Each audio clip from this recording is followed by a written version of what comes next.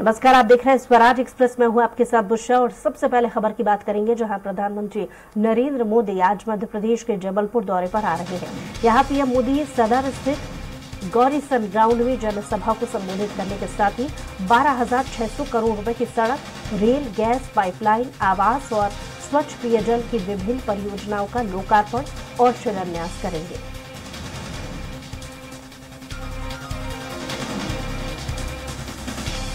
तो बड़ी खबर इस वक्त आपको बता रहे हैं,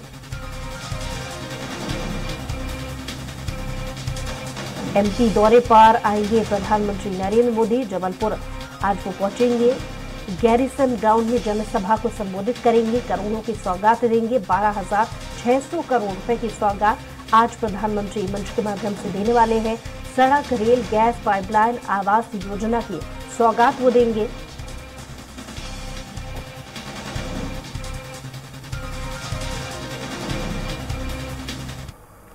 मध्य प्रदेश विधानसभा चुनाव साल 2023 के अंत में होने वाले हैं और इसी बीच विपक्षी पार्टी कांग्रेस जनता को अपनी ओर करने की कोशिश में जुट गई है। इसी क्रम में प्रियंका गांधी आज धार जिले के मोहनखेड़ा पहुंचेंगी।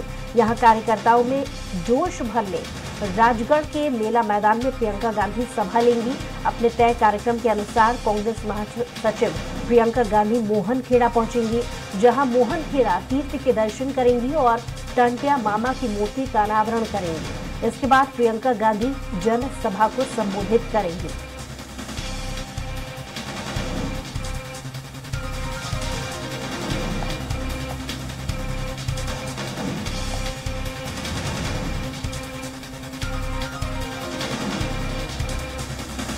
और इसी पर ज्यादा जानकारी के साथ स्वराज समाचार विकास सिंह सोलंकी हमारे साथ जुड़ गए हैं। विकास, आज प्रियंका गांधी धार पहुंचने वाली है, बहुत सारी कार्यकर्ताओं को वो टिप्स देने वाली है। क्या उम्मीदें की जा रही है कि आज का उनका संबोधन कितना खास रह सकता है? और साथ ही साथ पिछले दिनों हमने ये देखा कि बीजेपी का भी जब कार्यकर्ता सम्मेलन हुआ था तो 10 लाख कार्यकर्ताओं के जुटने की उम्मीद की जा रही थी। तो क्या कांग्रेस ने भी कोई लक्ष्य निर्धारित किया है?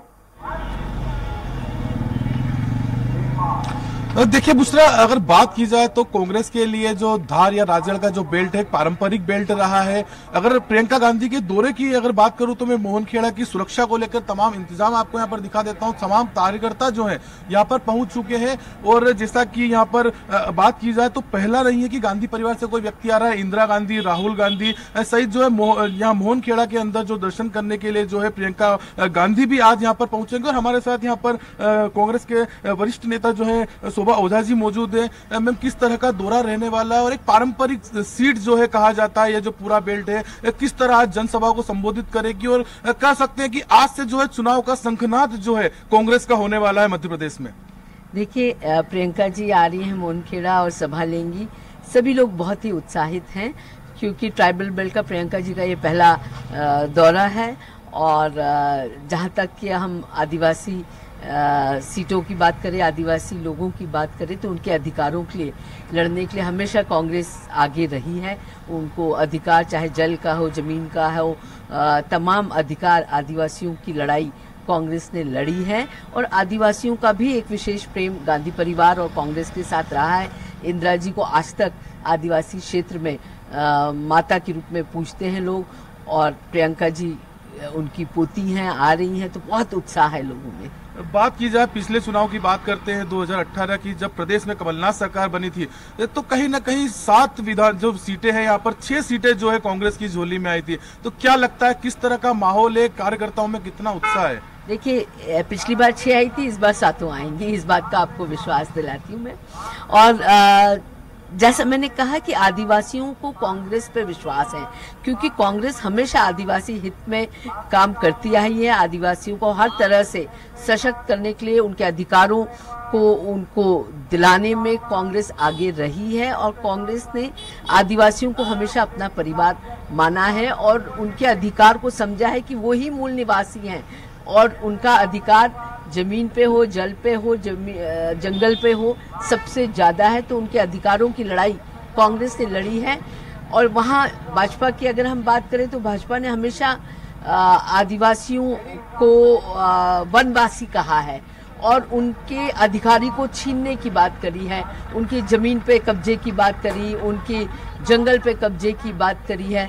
तो ऐसे में आदिवासी अपने आप को कांग्रेस से जुड़ा हुआ महसूस करते हैं और निश्चित ही आज प्रियंका जी जब आ रही हैं तो वो आदिवासी अधिकारों की भी बात करेंगी, आदिवासियों से जो एक उनका लगाव है उसका भी इजहार करेंगी। तो निश्चित ही इस क्षेत्र में बहुत उत्साह है, सब लोग दूर दराज क्षेत्रों से आ रहे हैं, पूरे धार जिले से आ रहे हैं और बड़ी तादाद में लोग आएंगे उनको सुनने। आज टंटिया मामा की प्रतिमा का अनावरण भी जो है किया जाना है। वहीं अगर बात की जाए तो जो जैन धार्मिक स्थल है यहाँ पे भी पूजा अर्चना करेंगे। इसके पहले भी जो है गांधी परिवार से चौथे शख्स से जो है प्रियंका गांधी जो है यहाँ पर पहुंचेंगे। जी, मोहनखेड़ा जो कि जैन तीर्थ है, यहाँ सभी जो महाराज हैं उनसे इंदिरा जी भी जुड़ी रही, सोनिया जी भी जुड़ी रही और निश्चित ही आज प्रियंका जी आ रही है तो वो भी एक जैन समाज में बड़ा उत्साह है कि उनके महाराजों की सीख पर ये परिवार चलता रहा है, उनके मार्गदर्शन में चलता रहा है। तो निश्चित ही आज प्रियंका जी जब आ रही है तो तमाम ट्रस्टी यहाँ मौजूद रहेंगे, उनसे चर्चा करेंगे, सब महाराज जी यहाँ वो दर्शन करेंगे, उनसे अपना आशीर्वाद लेंगे।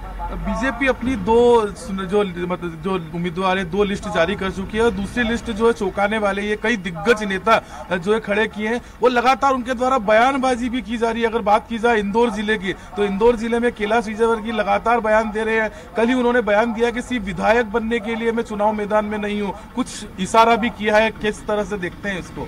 देखिए, सबको पता है कि बीजेपी कितनी विचलित है, कितनी परेशान है और बीजेपी एक तरह से अपनी हार मान चुकी है और इसके चलते उन्होंने अपने 7 सांसद 3 कैबिनेट मिनिस्टर्स को उतारा है और इन सांसदों की और दिग्गज नेताओं की नाराजगी भी हम जानते हैं। जब कैलाश विजयवर्गीय जी ने कहा था कि मैं तो बड़ा नेता हूं, क्या गली गली हाथ जोड़ते घूमता फिरूंगा, मैं तो हेलीकॉप्टर में बड़ी सभाएं लेने वाला व्यक्ति हूं, तो उनकी नाराजगी वहां व्यतीत हो गई थी। ऐसी तमाम दूसरे नेताओं की भी नाराजगी सामने आ रही है। तो ये तो भारतीय जनता पार्टी का डर है, खौफ है कि सरकार जारी, इसलिए नेताओं को जमीन पे उन्होंने उतारा है। पर वो निश्चिंत रहे, हमारा छोटे से छोटा कार्यकर्ता हर विधानसभा में इनको हराने के लिए सक्षम है और कमर कस के तैयार है। जनता इनको हराने के लिए कमर कस के तैयार है। जहां तक कैलाश जी का कल का स्टेटमेंट है कि मैं बड़ा कुछ करने के लिए आया हूं, तो उनकी आत्मा जानती है कि वो किस दौर से गुजर रहे हैं और कितनी मुश्किलों का सामना कर रहे हैं। मोटरसाइकिल में 3 की सवारी करके और गली गली घूमने के लिए विवश है, तो वो समझ रहे हैं कि पार्टी ने उनके साथ जाती की है। चलिए विकास, लौटेंगे आपके पास। हमारे साथ जबलपुर से अरविंद भी जुड़े हुए हैं। अरविंद, एक तरफ प्रियंका गांधी का धार में दौरा, दूसरी तरफ जबलपुर में प्रधानमंत्री का दौरा। प्रधानमंत्री का दौरा कितना खास होने वाला है, क्योंकि बड़ी बड़ी सौगातें भी वो मंच के माध्यम से आज देने वाले हैं, क्या विशेष तैयारियां?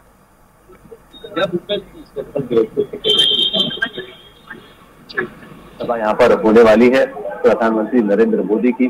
ठीक 3 बजे जबलपुर एयरपोर्ट पर उतरेंगे, 20 मिनट बाद यहाँ पर होंगे और यहाँ पर इस पूरे न केवल जबलपुर बल्कि पूरे महाकौशल अंचल के लिए 12,600 करोड़ रुपए की विभिन्न परियोजनाओं का शिलान्यास करेंगे।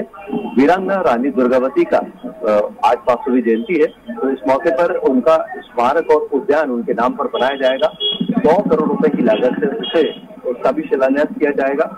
नागपुर से पाइपलाइन के माध्यम से गैस जबलपुर पहुंचाई जाने वाली है और ये पाइपलाइन का काम शुरू हो चुका है। इस परियोजना का भी शिलान्यास करेंगे प्रधानमंत्री नरेंद्र मोदी। और ऐसी अनेक महाकौशल क्षेत्र की परियोजनाएं हैं जिनका यहाँ पर एक साथ शिलान्यास किया जाएगा और इनकी कुल कीमत 12,600 करोड़ रुपए है।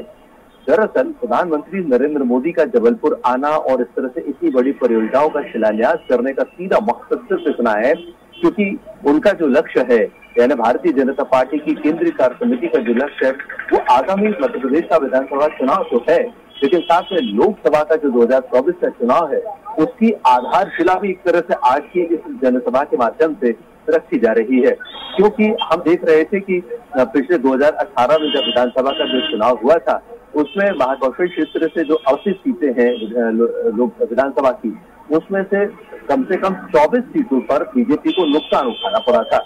अब इस नुकसान की भरपाई करना है, न केवल भरपाई करना है बल्कि यहाँ से उन्हें बढ़त भी बनाना है, क्योंकि यदि विधानसभा में बीजेपी यहाँ से इन अवसर सीटों पर बढ़त बनाती है तो जाहिर सी बात है कि 2024 के जो लोकसभा चुनाव होंगे उसमें बीजेपी को यहाँ से बढ़त मिलेगी।